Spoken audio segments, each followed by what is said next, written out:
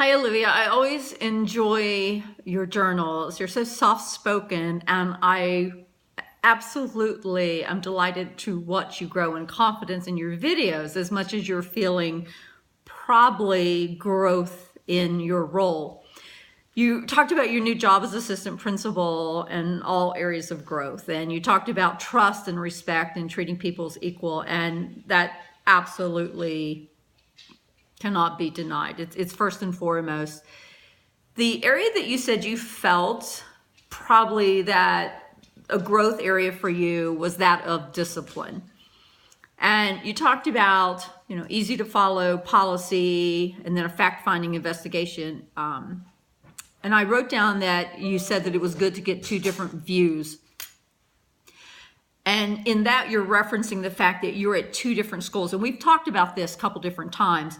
And that is that those schools have two completely different cultures. And we also talked about gender issues, the fact that a female principal may do things different than a male. So you kind of have to weigh that out. And it may be that it's not that they're trying to do things differently, but the female have to do things a certain way to get the same results as the male.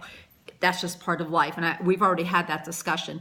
But I think that I really enjoyed this because it is culture, and that you talked about the cultural frame, the cultural standard, and you said this refers back to that particular standard, and it does, because the administrator creates the culture for the school. Just like a department chair creates a culture for a department, a dean creates a culture for a school, a college.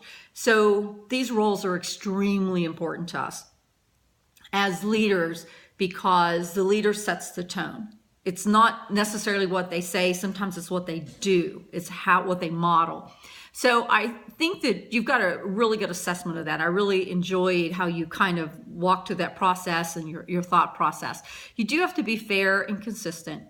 And I like that you said that you were talking about a goal to speak to the students to help them grow.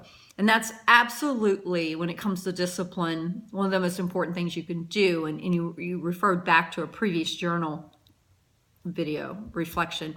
But you are on the right path, because you have to take every opportunity that you have to provide students for self-awareness. That's your role in developing other leaders. That's the role that we have as leaders, is to develop the leadership in others.